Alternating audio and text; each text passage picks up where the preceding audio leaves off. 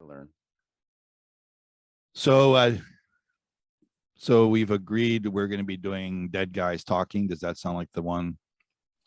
I mean, I haven't thought about it too much, but I'm fine with that because it's something I'm doing with you. So Okay. yeah, it's fine and I get it. I think I had a thought about it, but I don't remember. But we're talking about, I mean, we're kind of like not just coaching here, we're learning how to do the business aspect of it. So this is part of it. And I don't have a background filter or a green screen, and that's what you're showing me now. Yeah. Okay. So let me go ahead and show that. I'll turn I was off. making the excuse that I don't have a wall to hang my Right. Well, I'm going to turn off my on. background first, and Right. just so it can be like.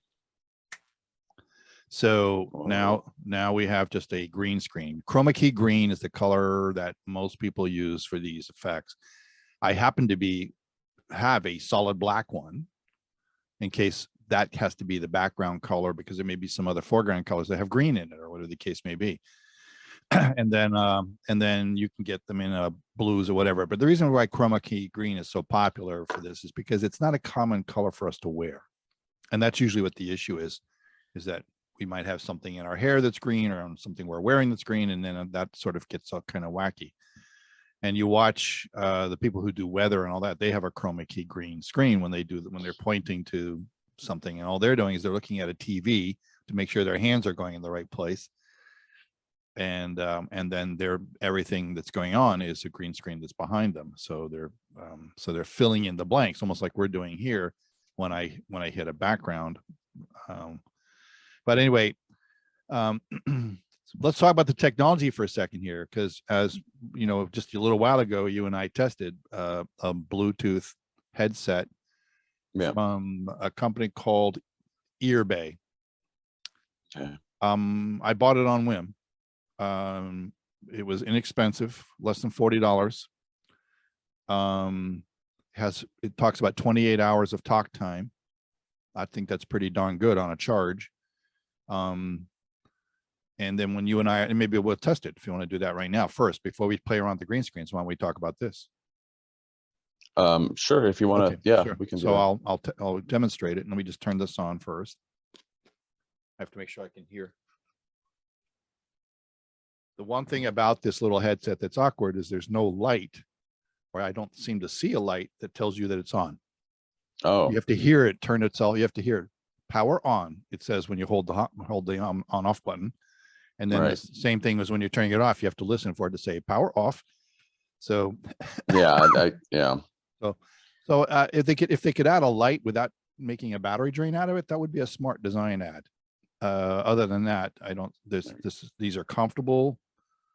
I don't know how long they'll last, but they're comfortable. And let's test the sound now. So I'm going to I'm just going to put this. I'm going to move I'm going to keep the headphones on because I don't need to change that. I've already tested. These sound pretty good when you're listening. So now it's just a matter of what does it sound like for you as an audience person. So let me switch to the microphone using the headset and you can tell me what you think. So, ABCD 1, 2, 3. It's right now switching to the other headset, ABCD 1, 2, 3. How does it sound? it sounds pretty good. Now it's different. It's not the microphone that I have with a whole mixer setup, but it sounds pretty good, right? Yeah, it sounds pretty good. I mean, the microphone definitely sounds the best, but this is pretty good. And then I think like if I was to use like just like I said, these that actually plug into my computer, that would be good too. Okay, so we'll play around with these things. And this is all, I mean, just this is all started because the sound in my computer is kind of taking a dump and there's no way to fix it. Yeah, I mean, there's a way to fix it, but well, with the workaround we've been using so far is for you to call in on your phone with your headset. Yeah. And create another session here. So if you were a free Zoom account, that would suddenly give you a 40-minute conversation, because the free Zoom accounts can have on like, so as far as I know, unlimited time one-to-one. Right. But if you were doing a third or more connections, then you only get 40 minutes on Zoom. And as soon as you called in, if I had a free account, which I don't, I have a professional account, but then that automatically was suddenly as a third party, even though it was still you, and it would look like we had more than two people there. It would stop the conversation at 40 minutes, no matter what. Yeah. So anyway, but let's, I'm going to keep this voice on here for just a little longer, just so later on I can listen to the recording as well and see what it sounds like. And then behind me, I have green screen. Now, I have a built-in computer microphone. I mean a camera. I'll switch to that. And it's a pretty good built-in camera for the computer. Right. Just to switch to it, just to give you an idea. But it's fuzzier. I'm a little farther from the view. You look a little more like John Lennon now. And it's darker and all that kind of stuff. So I'm going to switch back to the external camera. Excuse me, got my cough back. So, and then the other advantage to this camera is I can actually share my setup. Now, I normally have my professional screen behind me, the dark with the background, but I'm going to show this. I'm using in my particular case, because there's a whole bunch of material behind this. I'm using this to obscure the view of things that are in my space. I got my color laser jet. I have screen 1, 2, 3, 4, 5 screens. Good. So I'm kind of crazy. And then I got my mixer here. Holy moly. And then I got my studio lighting. Wow. And then the other reason for showing all of this is because we were talking about the green screens, right? So I just have basically a chroma key greens cloth taped over a bar that's also got poles going down to the ground, and they're all anchored so that they don't fall over. And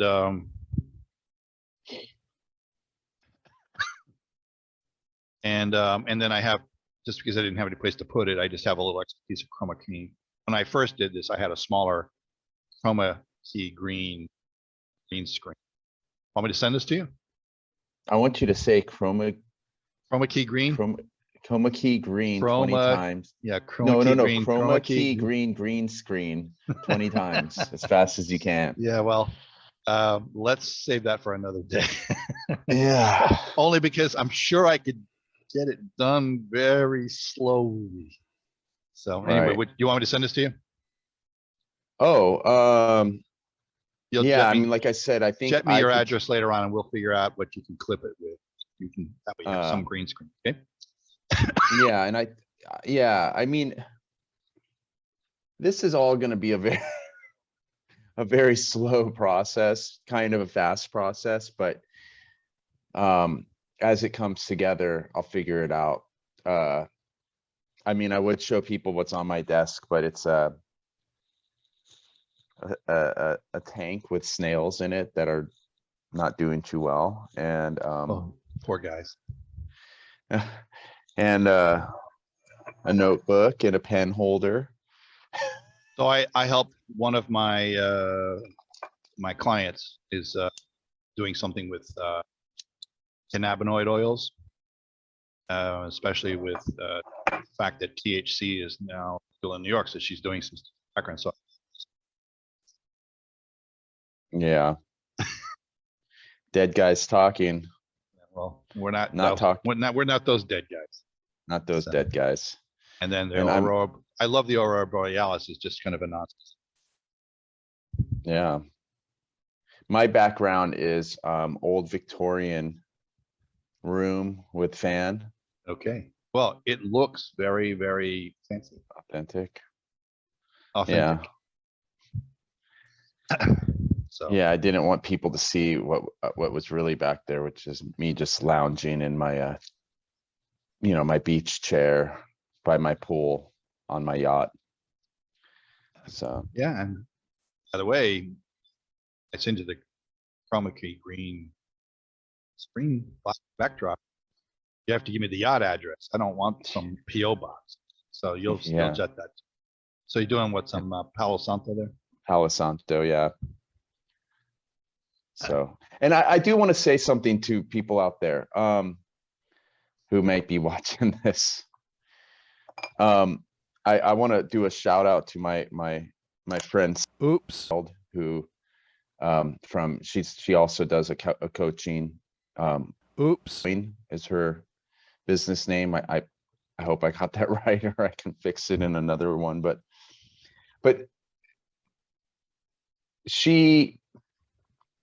the universe works in interesting ways. I have an old MacBook Pro that was given to me that the speaker is starting to fail on. But 15 years ago, it was the best of the best. My stepson, it was gifted to my stepson by his grandmother. Water got spilled on it. They never touched it again. Literally, like almost immediately after he got it. I took it to a place 10 years later and they said there's nothing wrong with it. It's just old. But now it's starting to go. It's grandpa. But so the reason I bring all this up is just that in this process that I'm going through of like learning about coaching, learning about myself, learning about business, obviously I'm being vocal about it to friends of mine. I have intention. I'm putting it out there in the universe, and I'm making things work. My friends gave me. She said, "Oh, this is something I was returning to Amazon. I couldn't get them to work. They were some Bluetooth headphones, and yeah." She gave them to me. I couldn't get them to work, so I called Amazon. Apparently, they're going to reimburse me or send me some headphones as a replacement. So there's the headphones there. That's, that was kind of like, I don't have to spend any money, and they're, $45, $50 headphones. So I have that to play around with. The computer problem, I mentioned it to my brother, and he's like, "Oh, I've got an extra laptop you can have. It's not the best in the world. It's just some ASIC laptop. But if you want it, it's yours. Brand new, only used it once." So I guess I just want to put that out there and tell people that if you put your fear goggles on and you let that inner voice kind of say, "Well, I don't know how I'm going to do that. I can't afford it. I can't. It's not true. The universe provides." And I mean, even with you, Brian, the universe is providing. It's yeah. You actually, go ahead. Well, we had talked about something the other night, and I was kind of distracted because I was 1 foot out the door. But I had mentioned people. How do people see the value in coaching if the coach isn't charging them? And you took it up. You took it to another level. And I was like, "Whoa, that's amazing." And so anyway, that it's probably worth talking about. I also still need to understand this gifting community a little bit more. Which also I want to say, just personally, I kind of, this is by no means of like, am I trying to validate or anything like that. To see the I don't know what the right word is, maybe the reaction or what some of these very powerful women had to say, and their what they also had to say about working with you or just your friendship. I think I found like a kind of a whole new kind of found respect for what you do. and just because I was seeing it reflected in other people, if that makes any sense. Like Wow. it wasn't just my, I'll receive that. yeah, it's not just my perspective. I was seeing something that I wasn't even involved in, and the way they received you, and it was a little bit like, it was like, whoa, like I'm watching this recording, and there's, I don't know, maybe like 8 women, and there's Brian, and then like maybe I 20 don't even minutes think later. I don't even think I noticed that I was, well, later on, somebody else came on who was a guy, but Right. I didn't even notice that I was the only guy until you just said it. But there was yeah, and there was like, it's like there was like a profound respect for you, and then just you just being you, and respectful, and it was like, it wasn't 8 women and Brian, it was 9 human beings. Right. Well, it's the way I think the world should be, right? Right. So, yeah. Well, There was a lot there. thank you for that, saying that. Thank you for observing that. I didn't think much about it in that way until you just mentioned it. But and I should say that's not only is that an interesting observation and a powerful one. What I like about it is I feel it reflects the energy of who I am. Like I'm not I'm not a male or female oriented in terms of how I focus on serving or anything like that. And I feel honored by the fact that so many people will trust me either as clients or friends in that capacity. So thank you for I just feel like you just validated me and my energy in an interesting way that I hadn't thought about. So thank you. Yeah. So one of the things. And I do want to apologize to all our many fans out there. I didn't have room.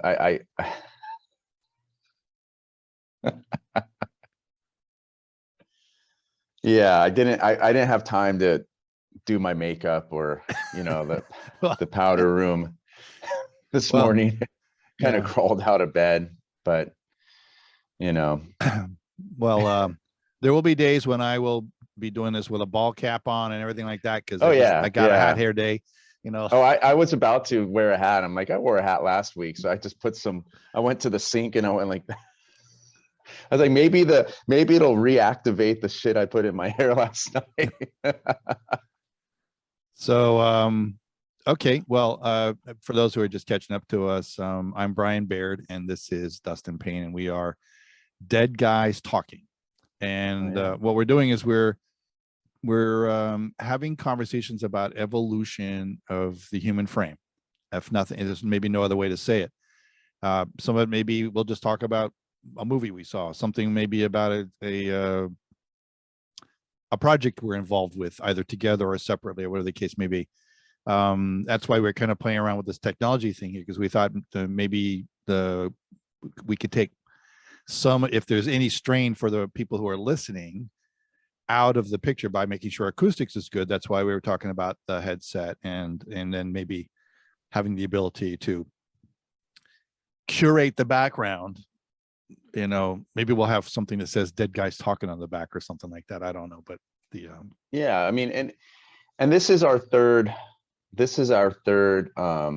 time going at this, and never our intention until it was brought up at the end of the first meeting, which basically Brian is coaching me, but we're also friends, so it's interesting.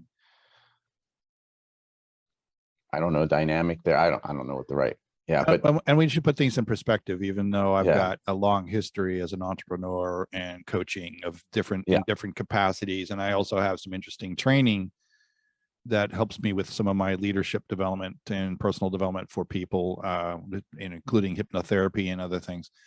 I look at the fact that the conversations you and I have are fundamentally valuable in both directions, because you have had so much personal exploratory on your part that you often will throw books you're reading and other things out there that I haven't read. So Right. it's always contributory. So this is why we're Yeah. two guys called dead guys talking, and not me pontificating, on everything. No, I do happen to talk a lot. So Yeah. Well, I mean, so do I. So people it brace works. yourself. Well, and what I was going to say is just so, anybody who's might be watching this in the future, this is our third and nothing has been posted at this point onto YouTube. In fact, I haven't even created the channel. I'm still trying to put things together in my mind and figuring out how I'll make all this work and the time. So that being said, and then also, I have had Brian worked with me in the past to help me kind of, I don't know, just sort myself out a little bit. And it's something I'm still in the process of doing. And that's part of what this process is. Just part of our lifelong journey. But it's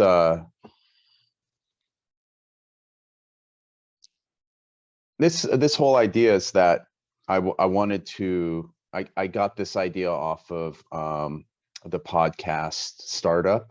I really liked the idea of this guy documenting his starting of a podcast company, which I think maybe like 7 or 8 seasons after he started, 9, I'm not sure. He had built this, not just a podcast, but a podcasting company, and it was bought by Spotify. So there's something to be said there. But what I really enjoyed about it is like he started, I mean, I think we may be going way more raw than what he did. It was obviously, it had to be edited a lot and put together. I mean, it was his, it's not every waking moment of his life or even my life going through this process, but yeah, there's something very raw about this. And I think that's what this is about. Like me, not just trying to figure myself out, but also stepping into the world of coaching, wanting to work with people to help them in whatever aspect. That's still being figured out. And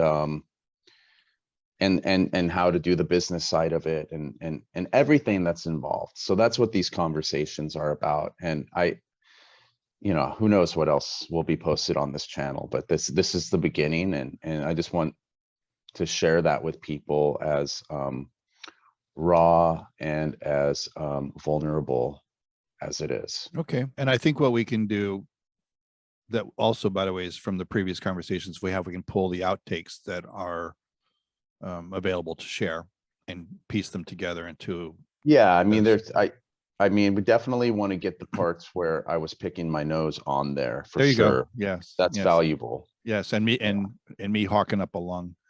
Yeah, this is valuable stuff. Like that. Dead guys puffing. Yeah.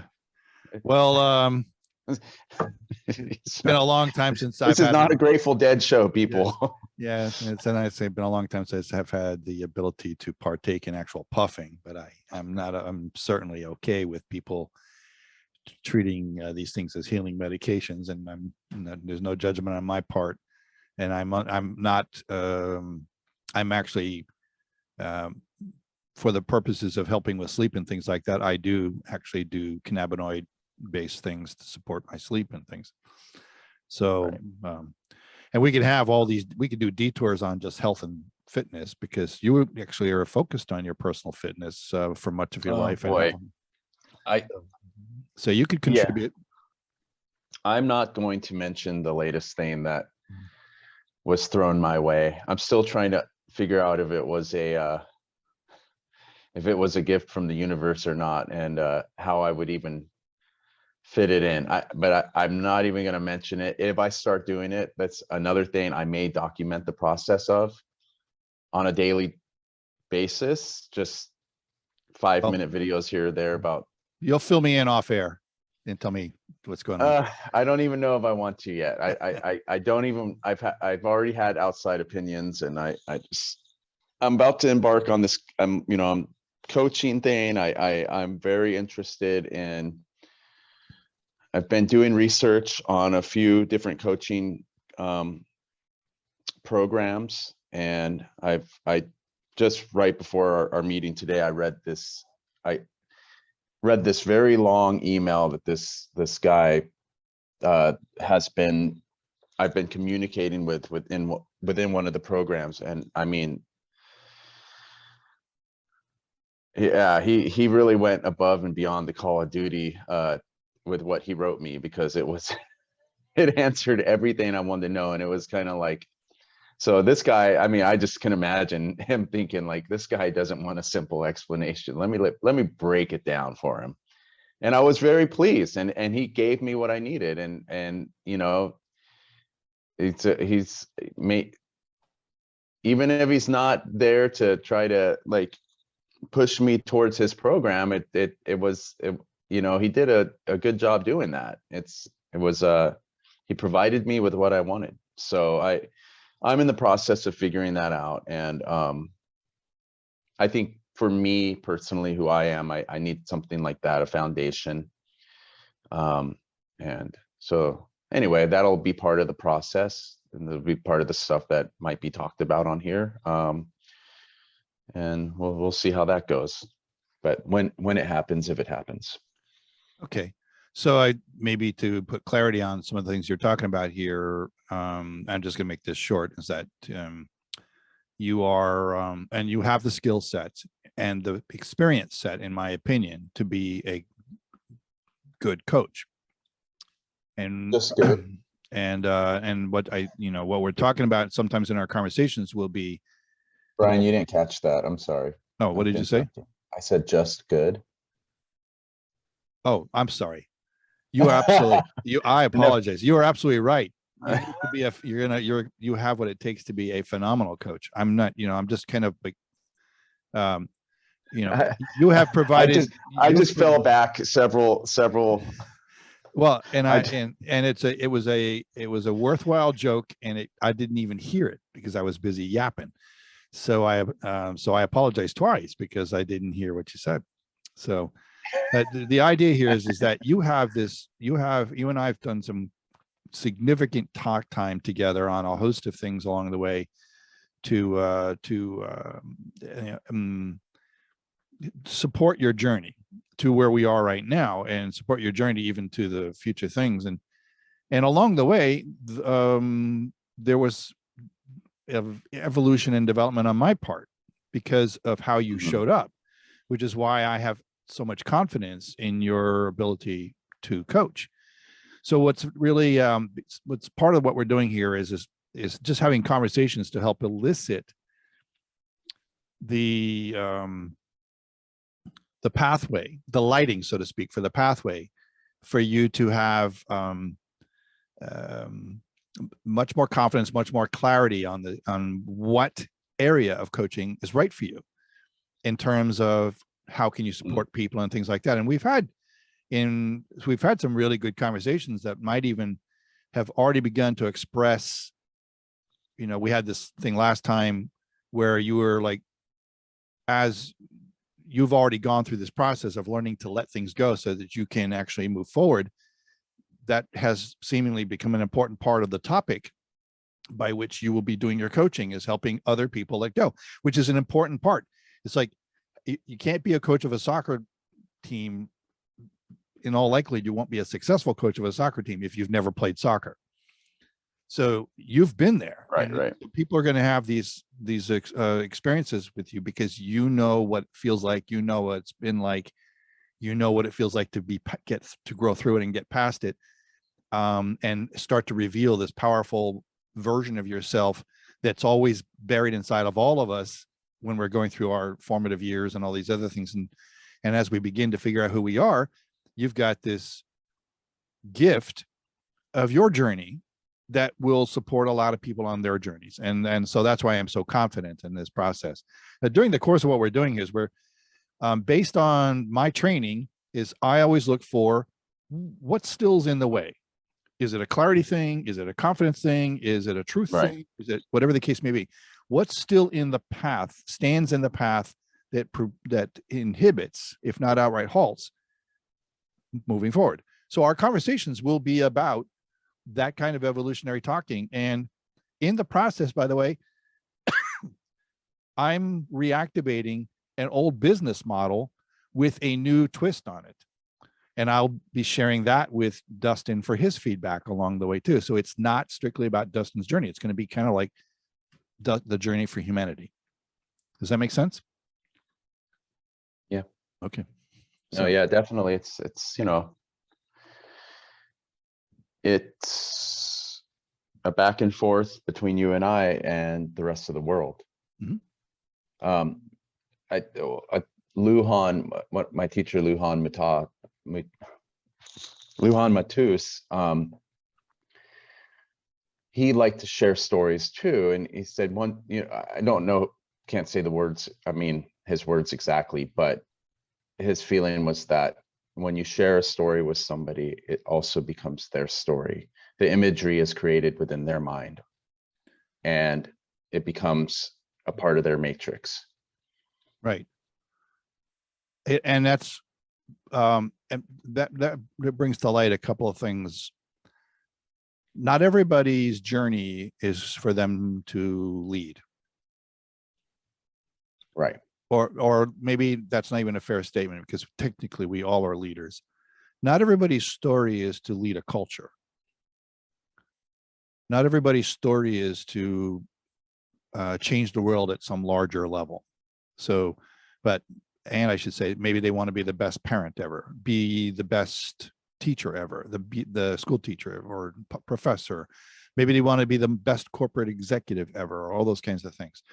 So, so one of the things I think is fundamentally important based on my background and my training and my experience is that we all learn that our journey and our stories are our gift.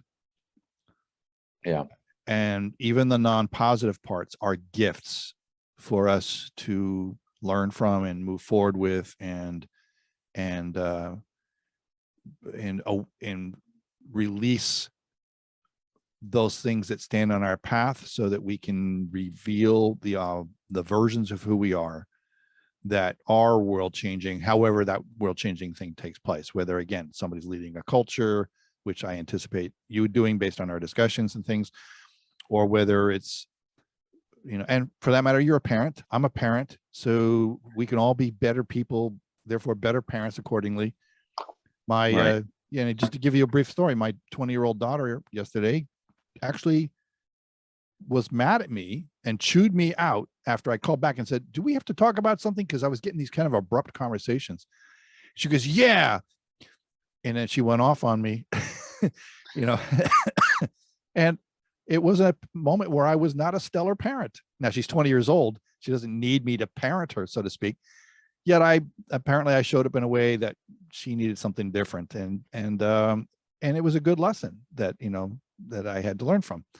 I got to learn from. And my 6-year-old does that to me all the time. Yes. The powerful part is they're learning from us too. And they actually learn from us learning. That's the really cool part. As we learn, thank God.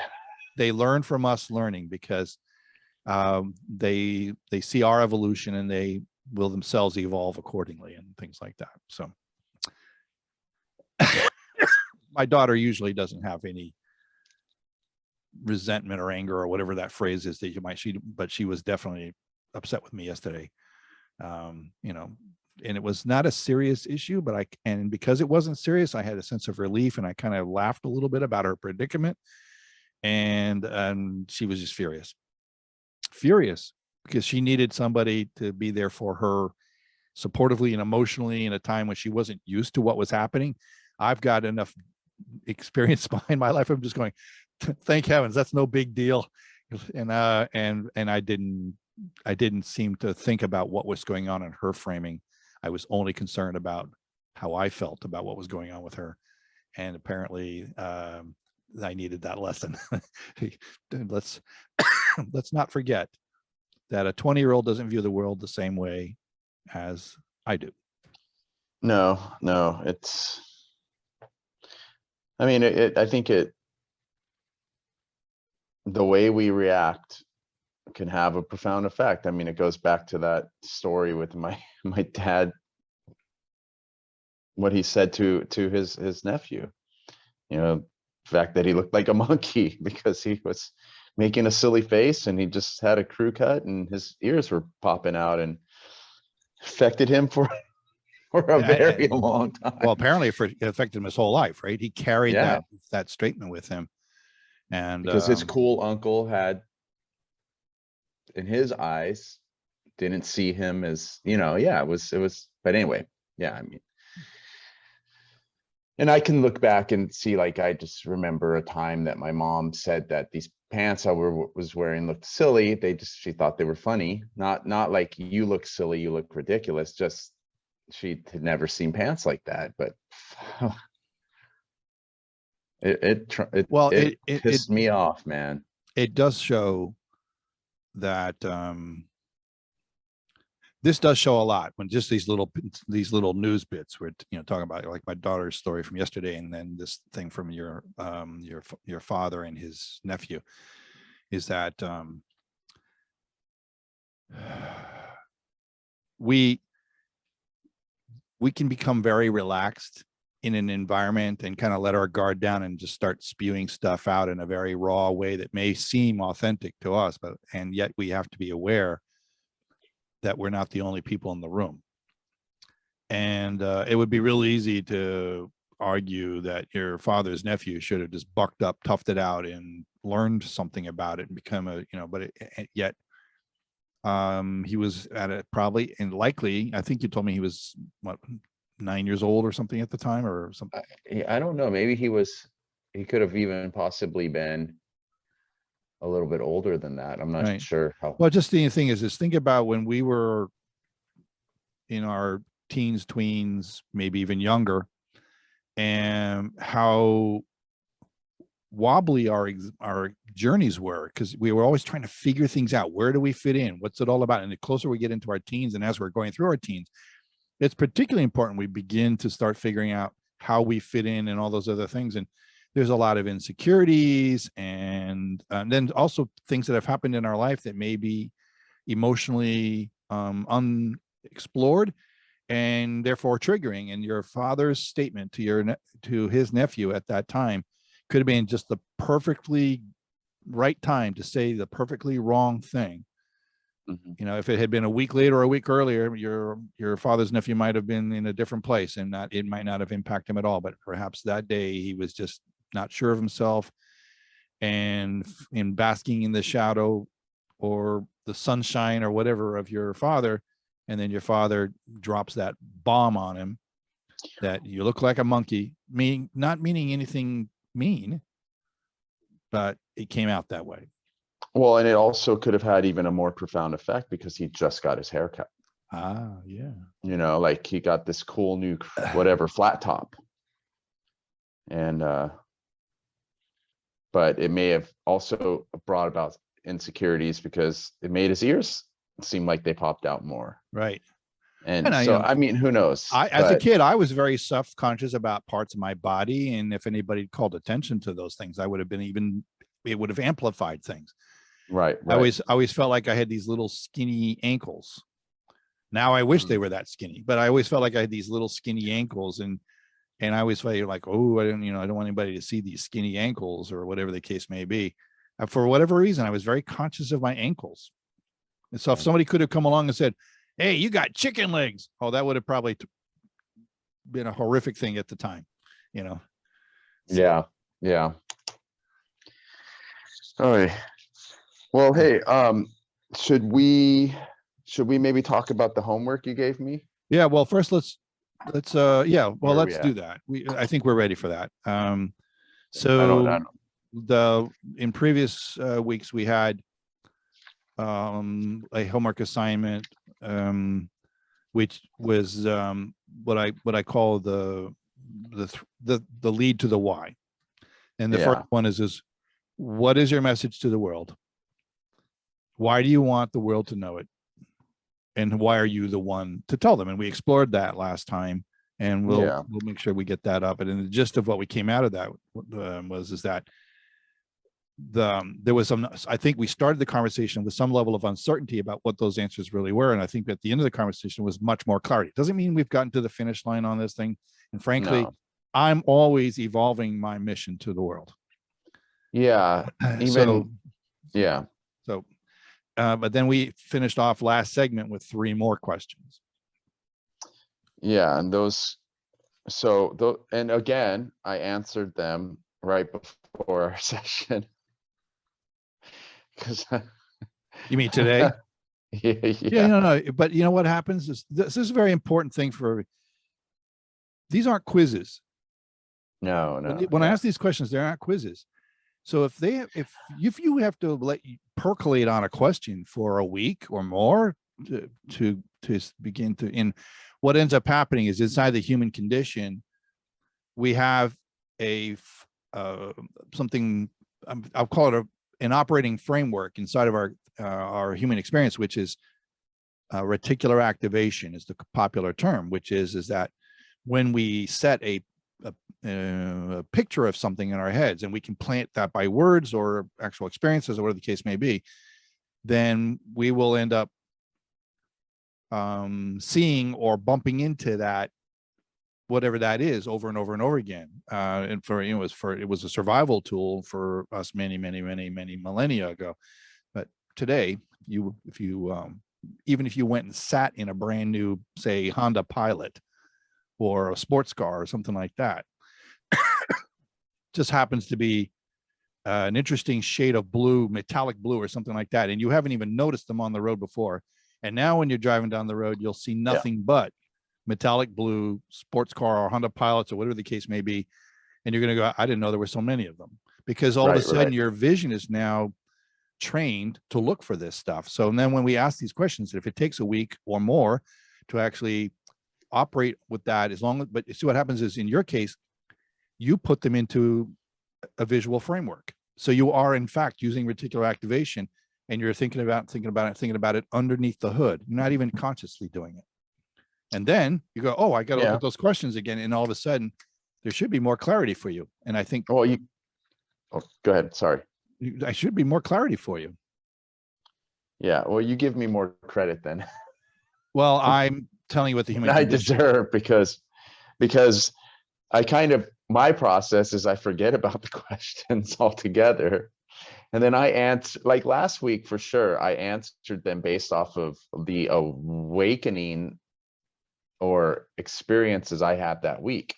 And also, like, by answering these questions today, it's kind of like, how do I feel today? Not how did I feel last week when the questions were asked.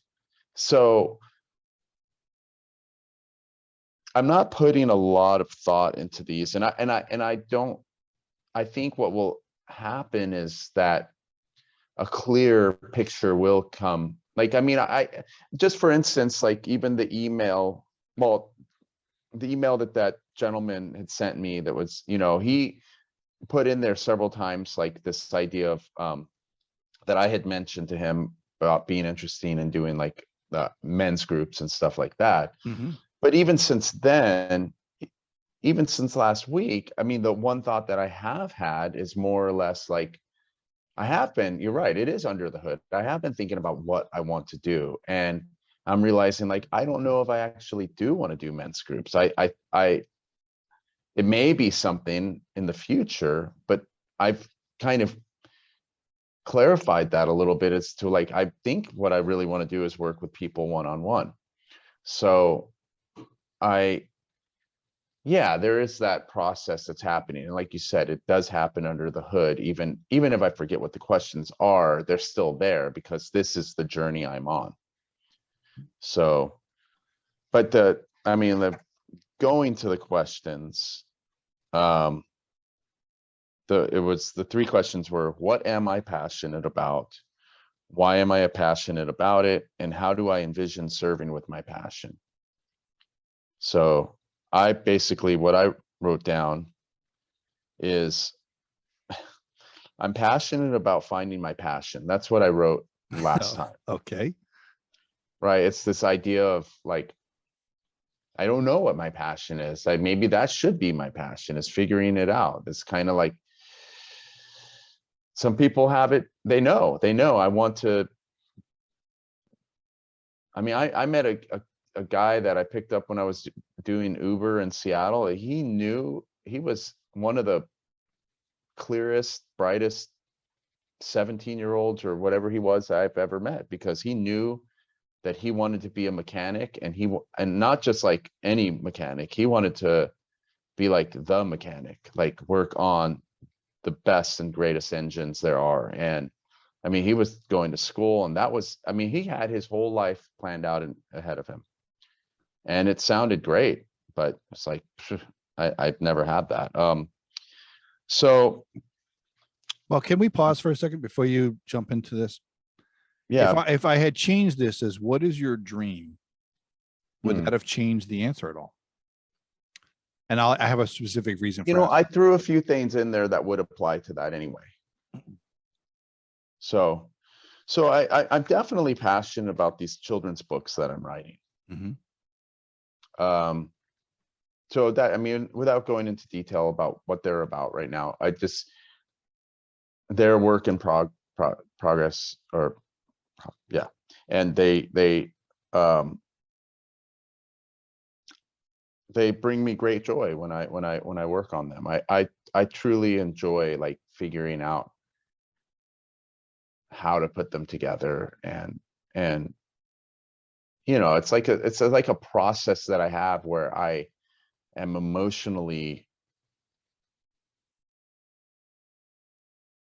like they emotionally, or they bring out my emotions. I don't quite know how to say it. Like I've laughed when I've been writing.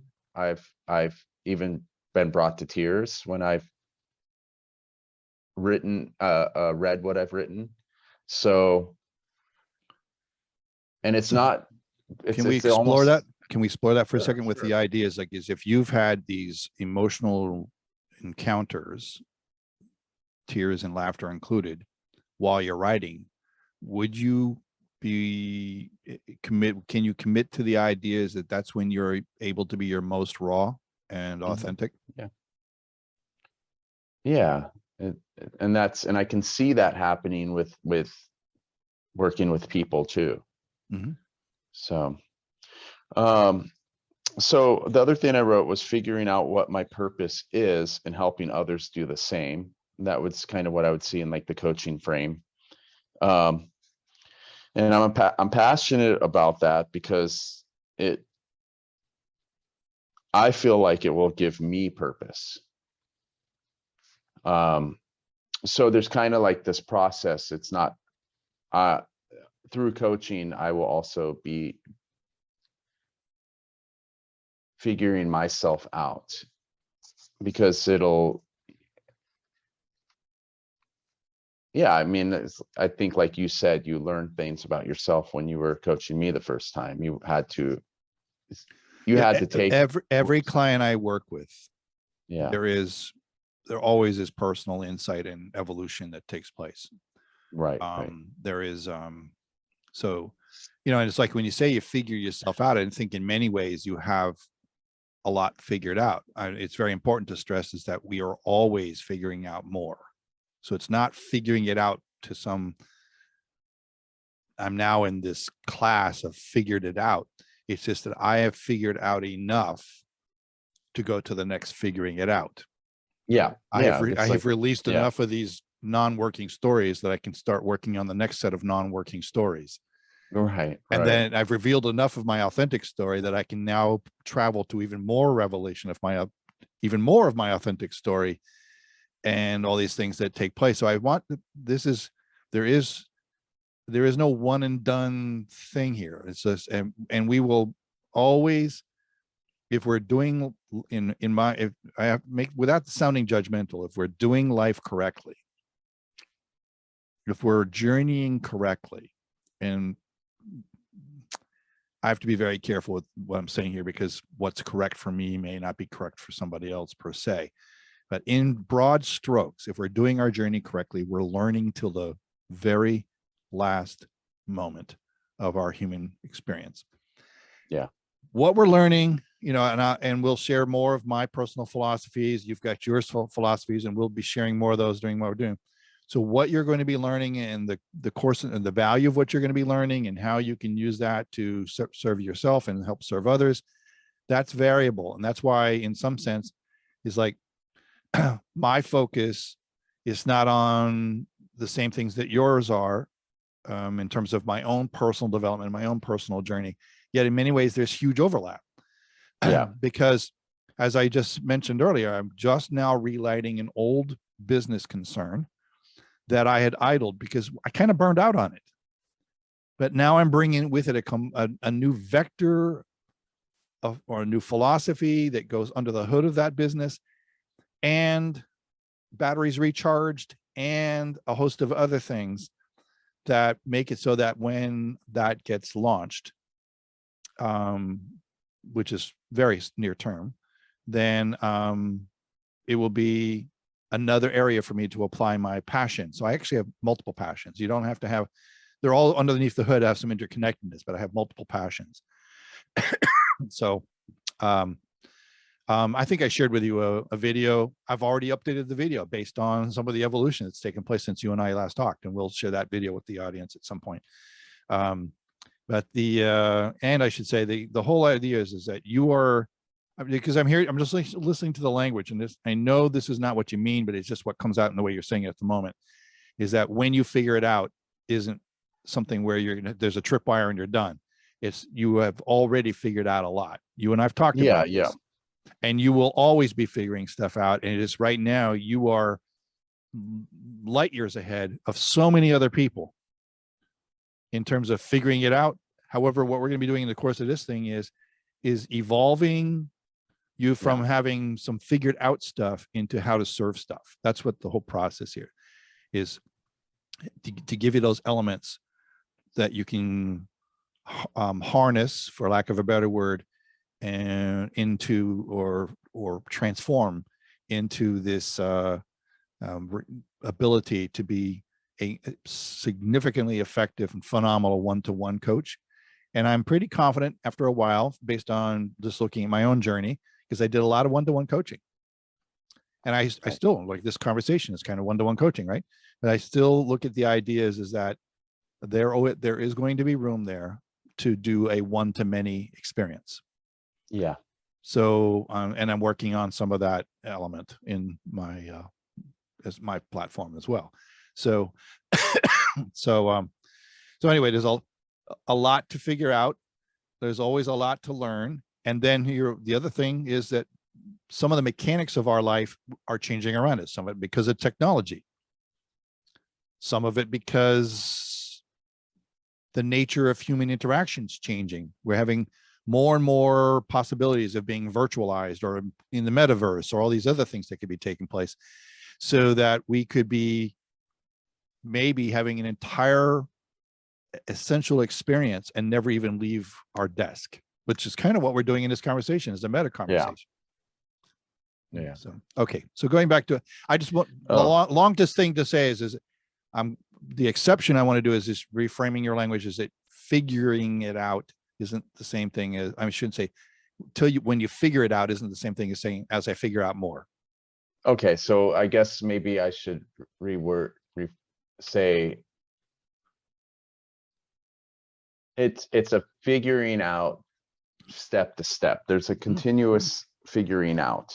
It's not, when I say figuring out, I don't mean that there's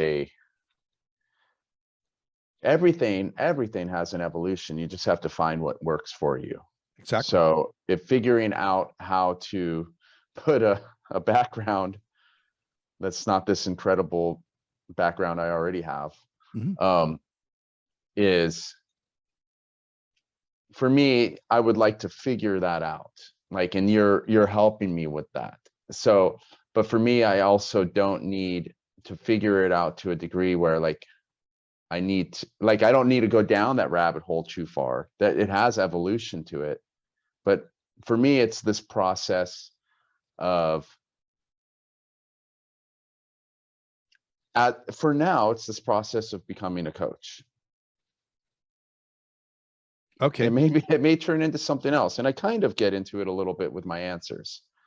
So I go down a little bit of a, where I'm just writing, but let's go on then. So go through the first one. Is just what are you passionate about? And you were starting to say what I heard so And then far is that, I know, and then I was passionate about my kids' books, helping others find their purpose, passionate about finding my passion, whatever, nothing really too. And then why am I passionate about it? I'm passionate about it because I feel like it will give me purpose. It will help others do the same. And then if people can find some value in my message, then I know I'm serving my community. So that's important. That's what this process right now and right here is. Just like, even if it helps 3 people, somebody out there in the world will find what we're doing helpful or interesting. Because, or else we could just have this conversation privately, which is what it is right now, because it hasn't been posted on Facebook or YouTube, and we don't have to do that. But we're treating it as though we are going to, or I'm going to, and I have a lot of questions about that. I mean, even, and we can get into that later. You were talking about like editing down those other 2 sessions we had. I don't even know if I have editor on my computer. I don't. well, I'm here for that. I'm here to, Yeah. you know, I have this as despite the fact that I work with the human element, I have always had a technical. So have you, you've, you know, we've, so somewhat. Yeah. And then it turns out that even if you need to, you can always use YouTube as part of your editing experience. There's some limitations to what that means, but like you could rough it out and then put it in there and kind of polish it up in some ways. So, well, I just need to figure it out. Right. And I'll share with you, not today, but I'll share with you, and I'll share with you some of the tools that I use that may make it, and I'm sure there are lots of tools out there that can do a phenomenal job. I don't have a professional high-end to the 100th of a second, like some of them you can actually manipulate video to the 100th of a second. I don't need to do all that. I don't got that, you know, so to speak. I don't have the time. I don't have the time. I mean, that's another thing. This is raw. Like there's, right. I'm busy being a father, having a job, about to start this journey, coaching. I want to keep working with you. There's a lot going on. And then if I do this insane other thing that I'm imagining I might do, that's got to fit in somehow too. So we'll see. Okay. So I'll just keep going with this. I'm especially excited to entertain kids and help them, or help teach them, not preach to them. So with my writing, I like to throw stuff in there without it being obvious that there's a lesson there. It's something. Now, I've read an early version of some of your work, and you've said that that work has changed tremendously with additional edits that have taken place since I read it. But I can corroborate that it was not a preaching approach. It was bringing somebody into, you know, if I was a child or an adult, because I thought it didn't matter what the audience was, that's how well it was written, that I could suddenly be looking through the lens of somebody else's or others' experiences and learning from it without necessarily, as you said, being preached to or admonished for my behavior or anything like that. I get a chance to see through the lens of somebody else, something else going on. And that story that I was reading had some really powerful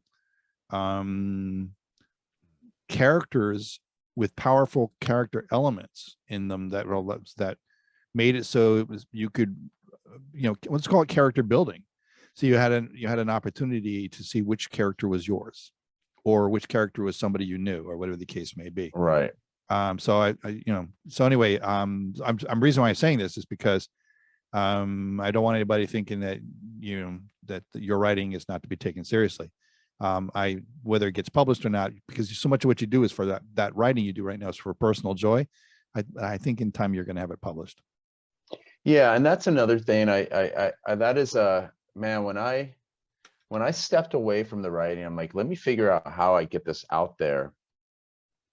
And I came down to that question of, do I self-publish or do I go with a major publishing thing? That Brian, I was, it took me out. Because I started talking to people, but through that I posed the question on writing groups and Facebook, and through that I found like the Shut Up and Write community on Meetup, and I did that with them for quite a while. But now that I'm working again, I don't have that opportunity to meet with those people. But it's like the whole idea of, I think this process that we're going through about start my own like coaching business will help me with the marketing and all that, because the self-publishing seems like everything falls on my shoulders or whoever. And if it's not on my shoulders, it's on somebody's shoulders that I have to pay. But nothing gets changed in the stories where I've heard that publishing with a major, publishing company, they can come in and just, this is what you lose rights to it. They can have you make changes that you don't necessarily want to make. Yeah, there's a world of difference between self-publishing, which still often needs an editor. Oh, I mean, you still need, but there's a world of difference between self-publishing, where you keep a lot of your literary license, so to speak, right, and going with a publisher who's only looking at the commercial aspects of what you're doing. Yeah, you're right. And we've seen plenty of cases in history where the commercial aspects ignored what ended up being tremendous experiences for people, like Harry Potter. Not that you're writing Harry Potter material, but it's just you're doing something a little bit different. But the idea is that got ignored because nobody saw commercial application to what was going on. And in the end, she kept her literary license and produced this multi-billion-dollar industry, the J.K. Rowling, and in and of itself, she had the power of a publishing house to market and all those other things. So, so the advantage to working with a publishing house is if they believe in your project, they will help you market it. Right. With limitations. Because if they're not getting a certain amount of traction in a certain period of time, you'll get shelved real fast. Right.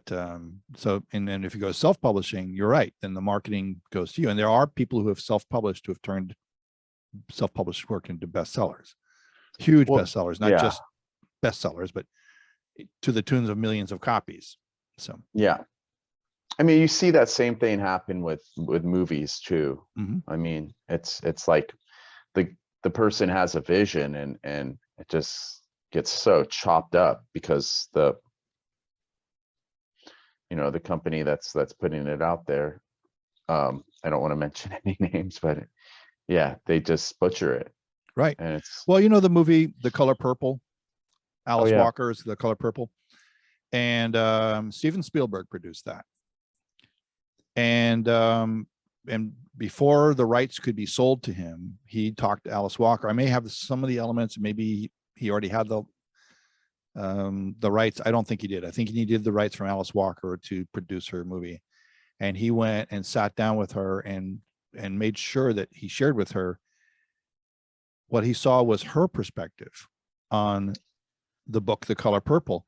And because of his rawness and authenticity in supporting her vision of the book, she gave him the rights, because there's no way to tell in a 200-page or 250-page or 300-page book in a 2-hour or 90-minute movie. There's no way to tell all the same elements. You leave some things out. Yet he was able to successfully generate this, what turned out to be an amazing movie that captured the essence of Alice Walker's work. And he also engaged her as a consultant on her own project. So on his own, because, and Stephen King, by the way, now he needs to be a consultant on all the movies that the rights go to, because he had so many of his books turned into garbage movies, Yeah. In the meantime, so The Green Mile was one of my favorite movies of all time. Shawshank Redemption, one of my favorite movies of all time, because he had some input into how those movies were being produced. So anyway, so I digress here. Where was I going with this thing? You said something that triggered that whole thing. But. Well, we were talking about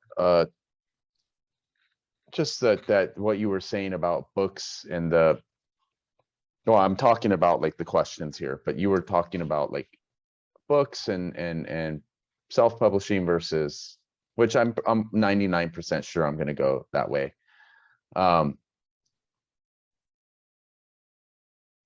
then I mentioned movies, theaters, like the movies being changed drastically. So I don't know if there was more. Or yeah. Okay. I should continue. Well, so you're passionate about writing. Oh yeah. You want to declare a passion for figuring out more passions. Well, yeah, and I've still got more here. So okay. Yeah. So so we got, that's correct.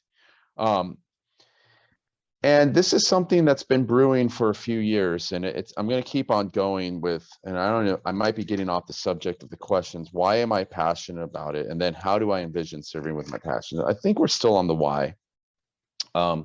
Ultimately, I would love to help stop child abuse. I'm going to stay with those words, stop child abuse. This starts with stronger, softer people. I put those two words together because they belong together in that statement. So you mean like stronger as in the power of vulnerable stronger as opposed to power of force stronger? Yeah. Okay. Yeah. I mean that. Well, I'll just continue. This is big because cycles of abuse are generational and environmental. And I can go into explaining. I mean, these are these statements aren't backed up very much by my writing here. So if my little bit helps a small percentage, then it is a push in the right direction. Small shifts around the world can help stir a change globally. So, and I think I also wanted to say exponentially. So what I mean in these statements, stronger, softer people are people who heal their own wounds. They stop that generational abuse that happens, that gets passed down from generation to generation. Also, they are also people who can understand the limitations of the environment that they are in. So there are those that are victims that are they're weighed down by their environment, and there are those that have the ability to see beyond their environments. And I just want to throw out there, I think like Viktor Frankl is an example of that. Or even that I can't remember, I won't even mention it because I can't remember the name of it. But if we see that we have limitations because of our environment, then we will be limited. So I said the limitations of our environment earlier. I mean that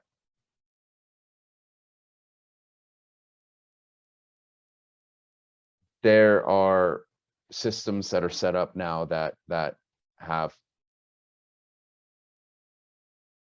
some form of power that affect all of us. And what's happening right now over in Ukraine, is a perfect example of that. And that's what, and without getting into all of that, that's what I mean by this starts with stronger, softer people. Okay, ultimately, okay, so the stop child abuse thing is just, that's a passion of mine. Stopping trafficking, stopping child abuse, stopping the third one being like forced labor. So, and I said that starts with stronger, softer people, meaning that it's up to us individually to end these cycles of abuse within ourselves, within our own families. And this is because cycles of abuse are generational and environmental. So I said, yeah, so by me doing my work and doing what we are doing right now, it's a little bit. There's, I forget what Lujan says, but he talks about like it only takes 1% of the global population to make that shift, and it'll grow exponentially. And I think you may have mentioned something like that before. I've heard other people mention that there's this shift that can happen, and because it does seem kind of like, wow, how can we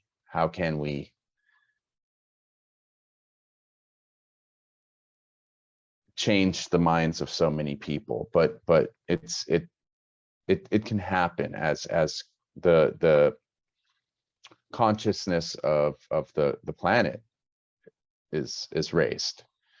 And then I continue and I say, I suppose I'm starting to wake up. So this statement, I suppose I don't even know why I put I'm supposed. I'm starting to wake up to myself, and that can't be kept to myself. So a lot of times I find that a lot of these spiritual leaders or people who've had these kind of awakenings, it's kind of like there's this much clearer picture, a much broader picture, like of what's happening, what it's all about. And there's this desire to separate from the rest of the world. And then, but at that point, there's always a calling or a purpose or a push to serve people, to spread the word or whatever it is. And that's what I'm saying. If I'm starting to wake up to myself, and I'm starting to have realizations of who I've been, and I'm starting to see how that hasn't served myself or the people around me, then it's my responsibility to share that and not keep it to myself, because I am having my own personal evolution, growth, waking up to whatever degree it is. And it is a lifelong process. And I can't keep that to myself. It's something I have to share. So I say, so I will do my work. I will coach and be coached. I will write. And I will continue to shift, tweak, and adjust myself, basically. And I will also continue to acknowledge and accept the truth when I see it. Which means I don't always see it, but I'm starting to see it more and more.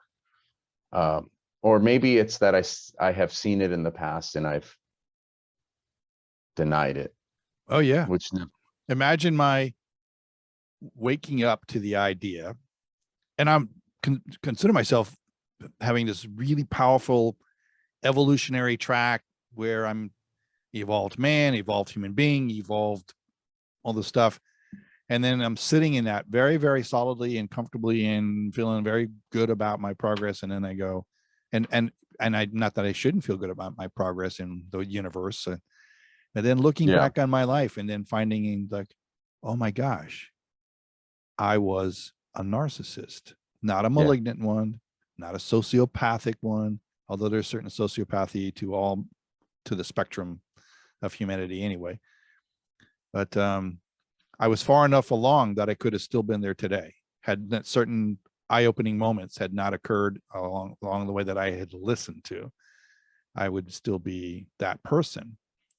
But so this, what I'm just fundamentally framing is that to repeat what we were doing before is everything that we learn from begets another path of learning that we would not have been able to achieve. We can't bypass these things. You have to kind of just go, I learned something today.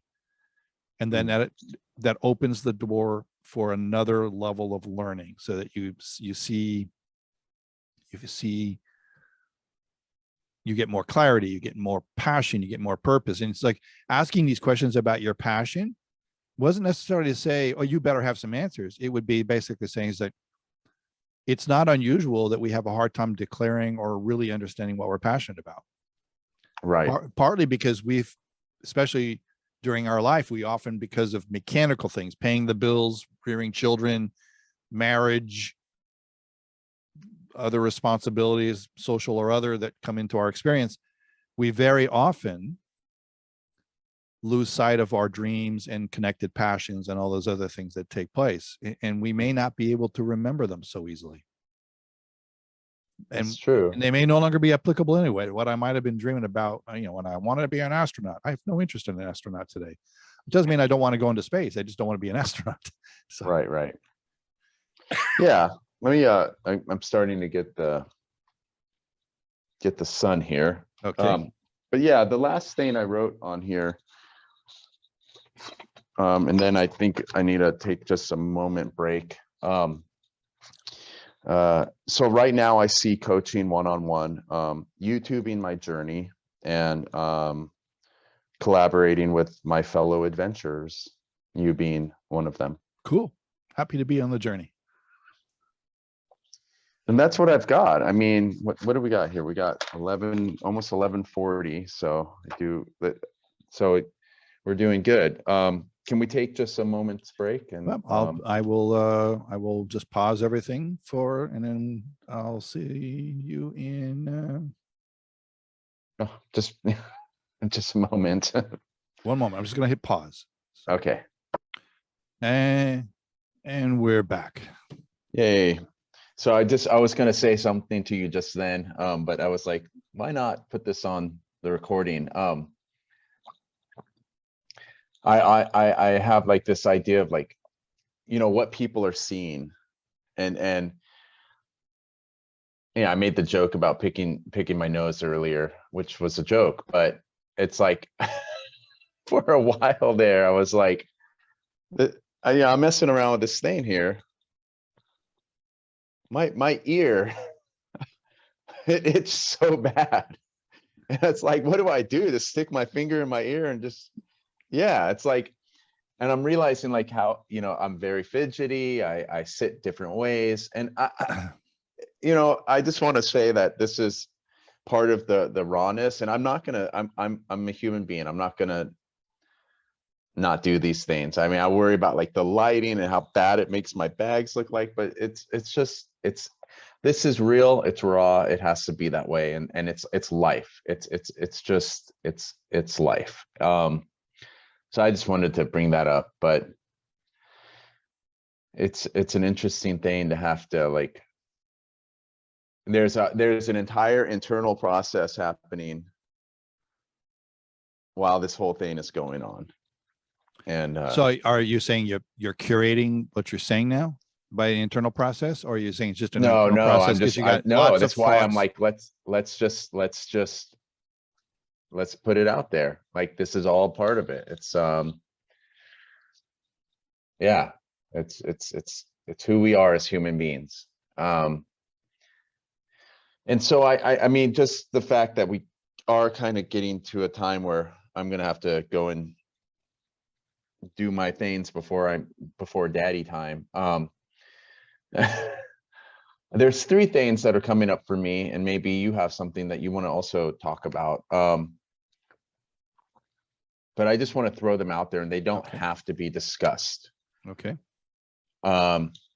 So the things that are on my mind most immediately are, I am very curious to find out more about the, and this could be a private conversation and then Yeah, something so we talk about with let's people. talk about sacred economies per se in a very generic voice here. So it's something that I play in different economies and of different kinds, and there is something that I wanted to sort of illustrate that the sacred economy discussion is where we are part of a community of like-minded individuals, and I happen to have I belong to a business networking group worldwide, very large, and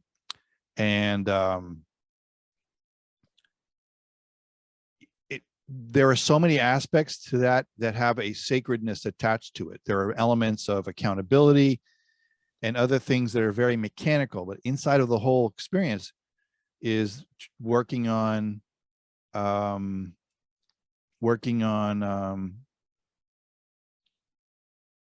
being in a posture of love and supporting others, and perhaps even myself or you, or whatever the case may be, in finding vehicles where the things that bring us, and there's abundance is an everything thing. It's not just money, but it brings us a kind of an abundance thing, quality of relationships, more sleep, more fun time, more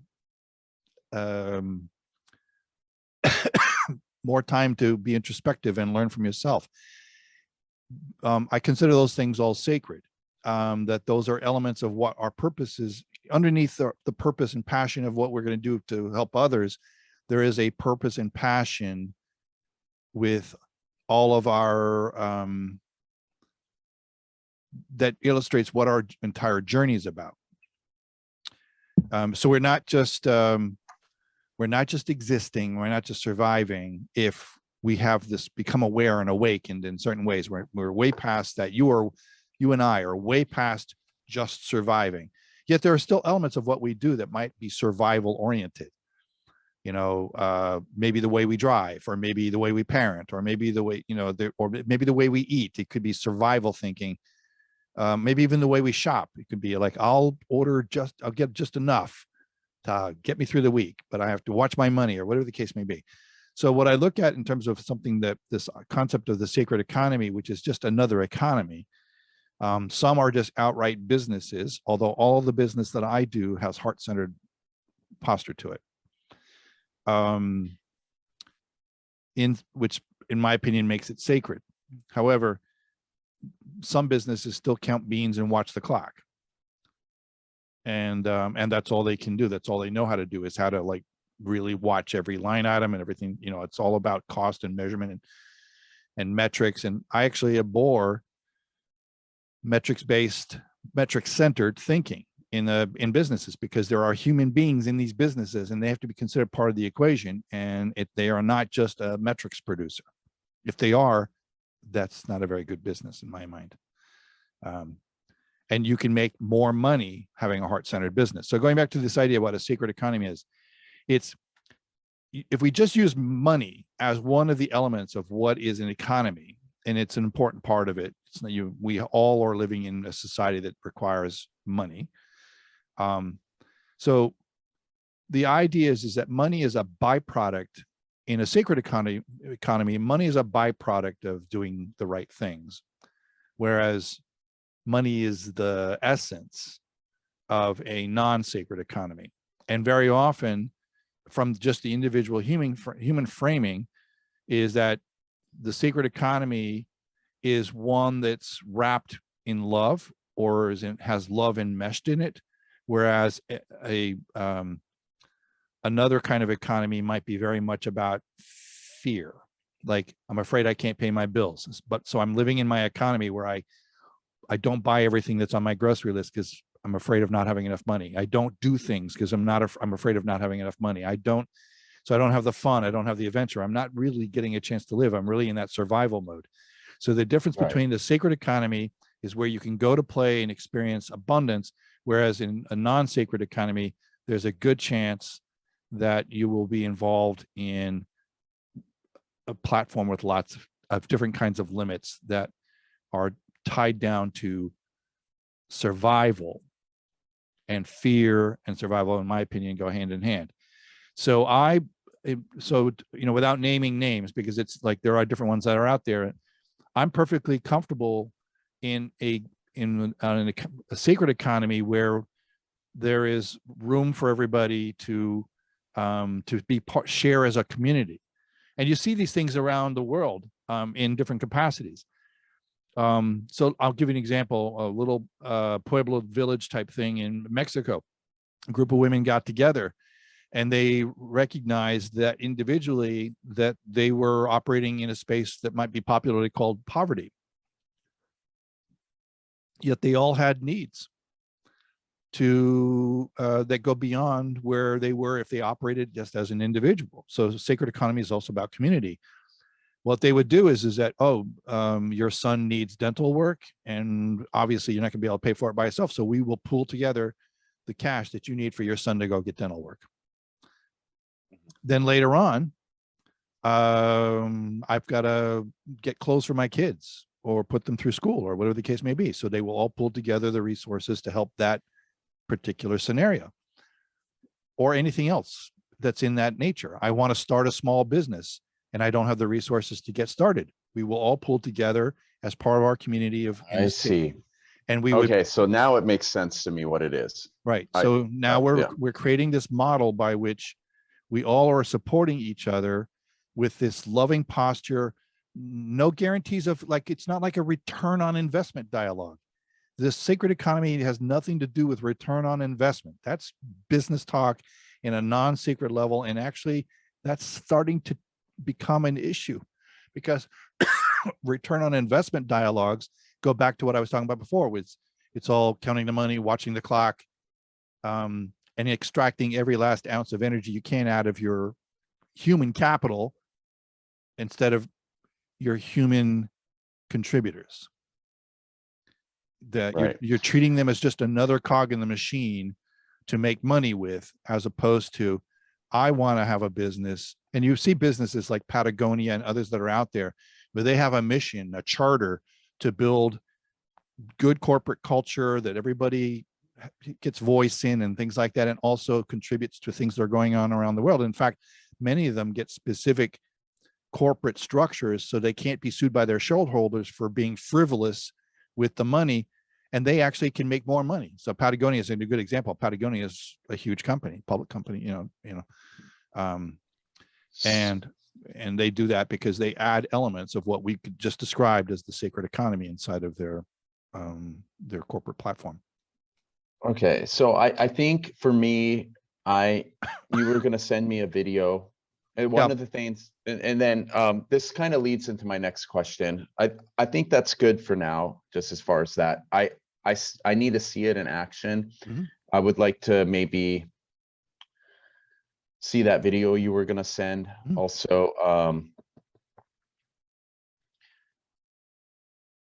maybe join one of the groups. I mean that, and this can be a continued conversation too. And this is an area that creates lots of sensitivity for people, because there are plenty of things out there where it's so much about the money and people are using language like, this is an investment, you'll get your money back and then some. Right.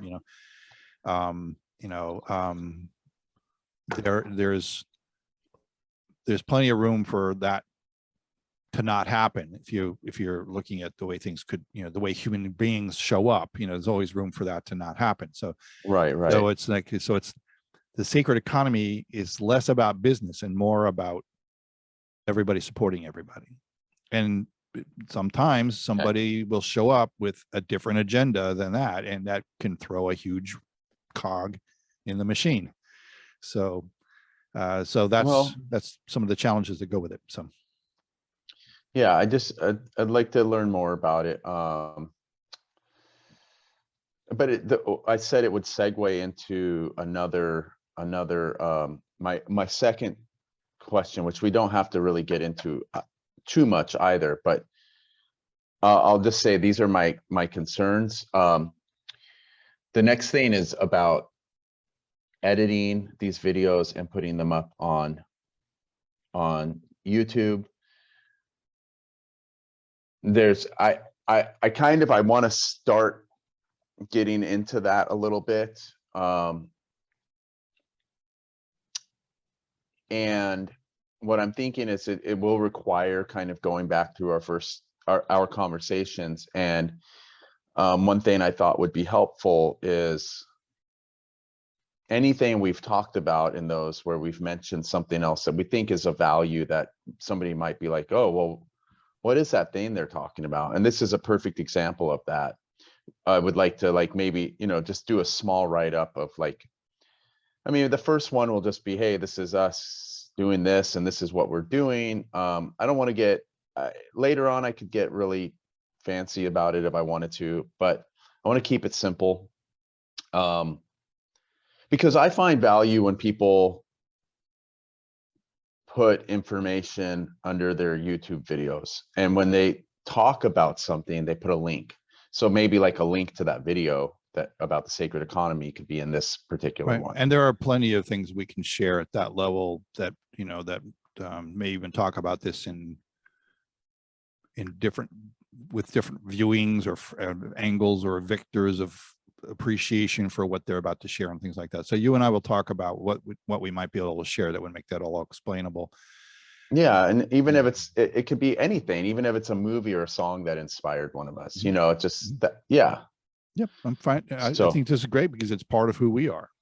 Yeah, and it's not just to since we're dead guys talking. Well, and that's kind of why I mentioned might as well share what makes us less dead. And it's kind of why I mentioned right. Why? Well, it's the feminine life and everything it has to offer. But it's also why I mentioned my friends. Ooh. And definitely want to plug a lot of other people out there. I think she has a powerful gift that she can share with the world, and she's evolving her business, and there may be somebody out there that finds, oh, what is that? Did you just see that? No. A little thing. Hi, Mom. Anyway. So you had a visit? Yeah, I guess I did. It just went into my head, and now. Oh, Dumbledore, you can extract memories and put it in that little thing that you're putting one back in your head, right? So. Yeah. It's part of the feature of this Victorian background. So yeah, I think, what was I saying? That I think I definitely want to share other powerful people. Even I constantly mention Lujan Matus. Mm-hmm. I want to put a link to his stuff there. I would like to put a link to business, and we put our own links in there. This is just all I would like to start getting into that. Maybe you and I can have a conversation sometime this week, just about how do I even begin to dabble with it, mm-hmm. Get it on my computer. And do you want to maybe what we could do is what might even be cool is something, instead of even just having a conversation about it, maybe on a weeknight when I don't have my son, we can, if I know you're 3 hours ahead of me, but maybe we can have a session here where you're sharing your screen and you're showing me your process. If you're up for that. I don't want to, I'm putting you on the spot right now. Well, yeah. Yes, we can definitely find things that we can share that may be contributory. The thing is, as you know about my process, it's very organic, based on who I'm working with and and how they're showing up and what their goals are. Right. So there's no like, Well,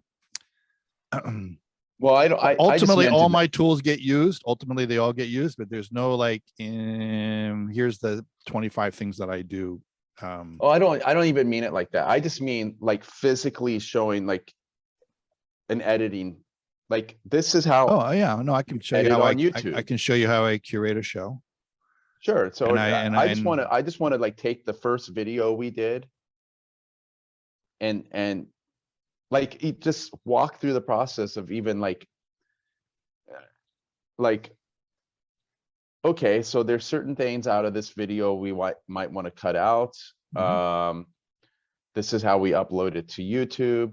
That's what I'm talking about. Okay. And that could be even, it doesn't have to be a 1-2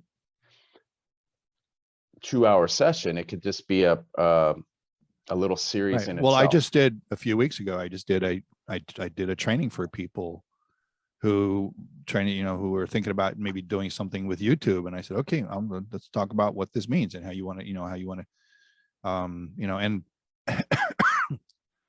so, but that was an actually hour and a half session just focused on only YouTube. And we only scraped the surface Yeah. of what you can do with YouTube and all that. And it's very interesting because in and of itself, I know a lot about how to use the YouTube and market to it and work with it and all that stuff.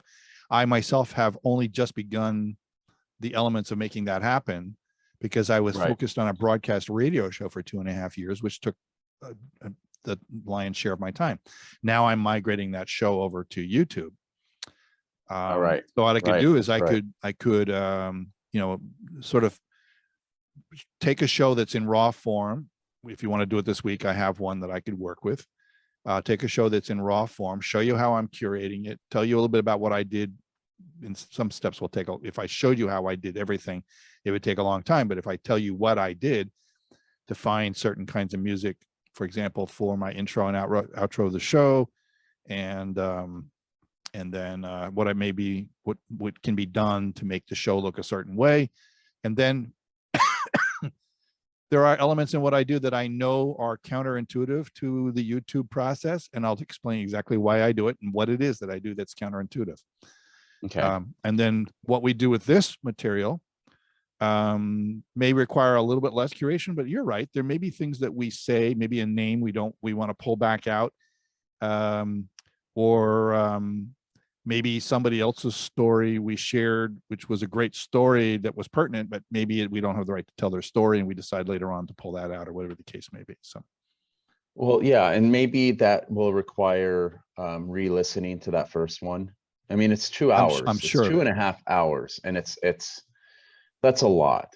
Right. And and I don't have a lot of time to be doing some, like a lot of editing. I almost, Well, you just have to make mental notes during what we're talking about. Oh, you know what? I want to revisit that. And we were talking in about an hour when that took place, and we can go through and find it and maybe take something out. well, I mean, I could, like listen to it while I'm cooking, and I don't have to watch it. I can just listen to it while I'm cooking, kind of like what I do when you send me stuff.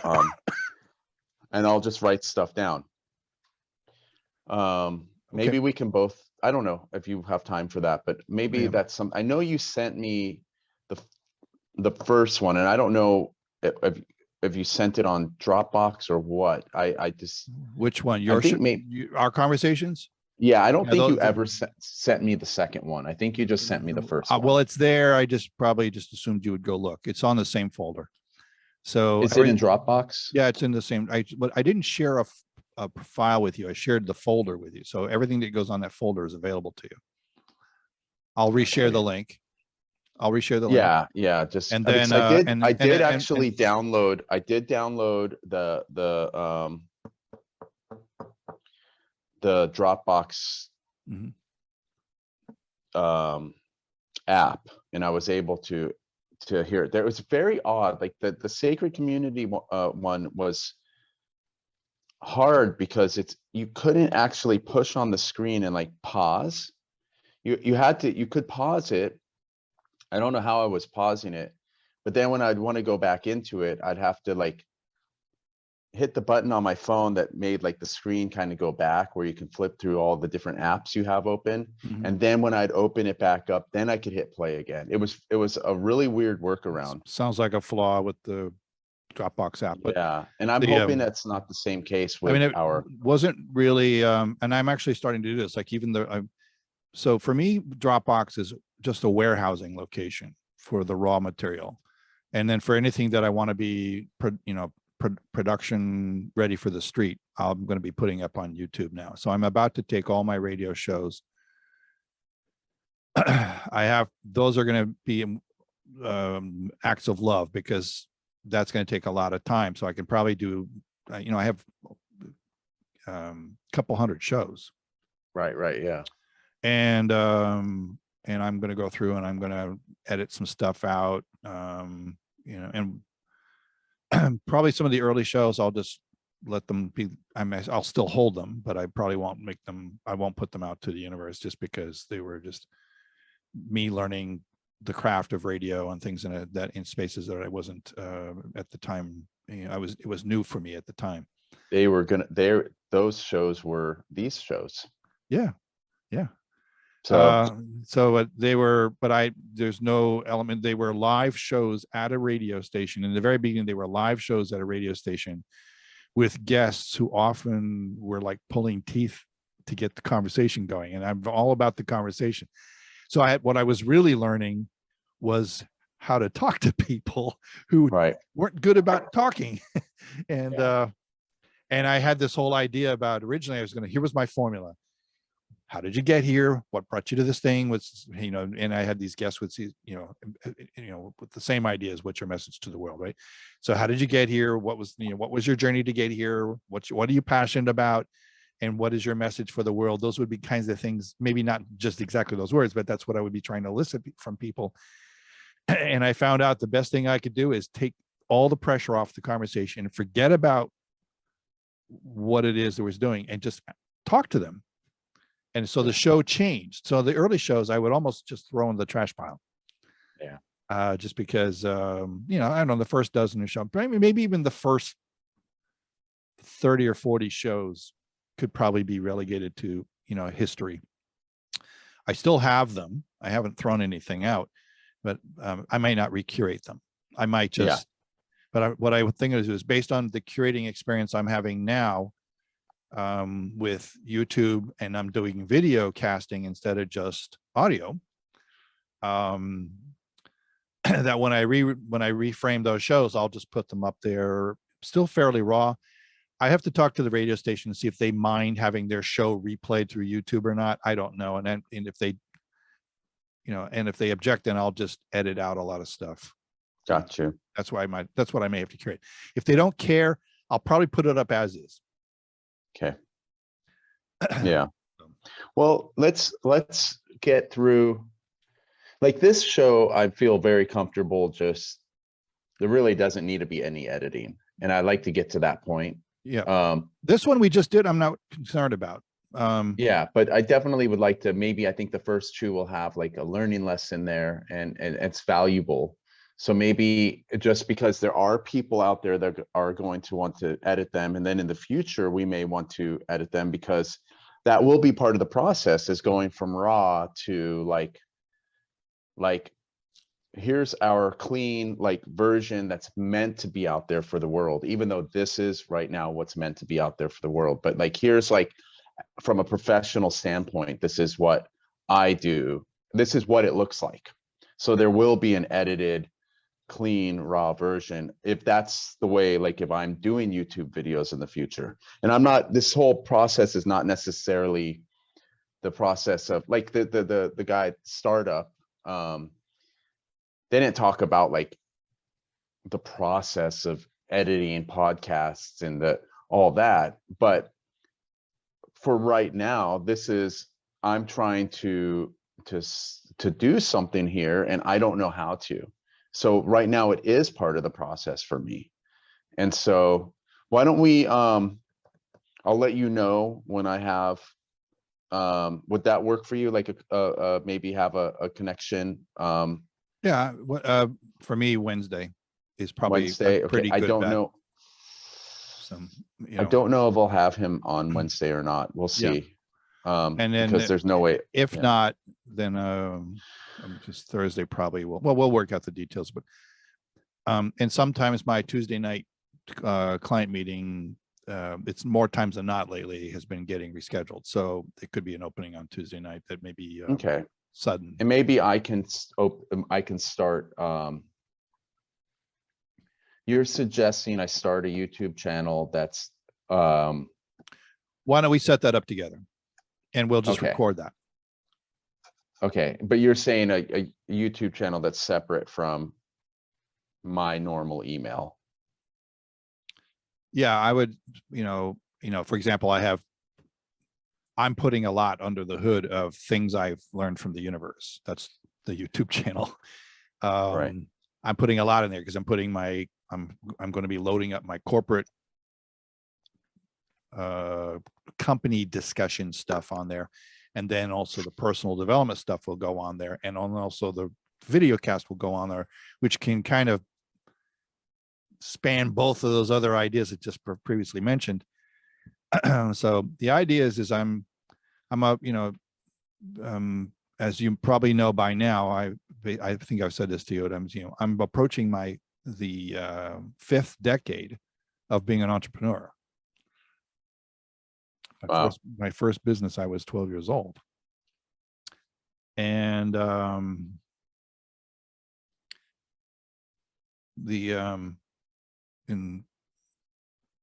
inside of that part of the journey, I've added all kinds of tools at the psychology level, at the understanding the human condition level, at the I've made, and I'll use the word spent, millions of dollars in my lifetime, and for a very brief period of time, I didn't have anything to show for it. After when my marriage ended and all that stuff, I kind of was in this kind of implosion state, which was a powerful place to learn. And word implosion is probably not even, it's a low energy word in many ways, but it really was what was happening is that I was going through my own new iteration of existence, or actually going from even though I would have access to money in a much easier capacity in those earlier parts of my life, I was not an authentic person. So I was one of those people, which is very common in the journey with money. Some people have a lot of money and they're just miserable. That's a very common story because their life is centered around the money. And that's where I had been. Now that I'm in this other place, is that money is a byproduct of doing the right things. And I have money as I need it. It's a different philosophy. It's a different way of thinking about it. I don't necessarily feel that I am having to, in fact, I don't worry about money, if that makes any sense. Yeah. It doesn't mean that I am a billionaire, yet I can move fastly and easily through society as I need to with what comes to me as it is. And but the important part of it is that I could have had the trappings of success in the other model of how I was living my life. I looked like a successful person, yet am I really successful if I'm not happy? No, right. So, which begets homework. You got ready? Yeah, so that was the third thing. So perfect. We covered all three.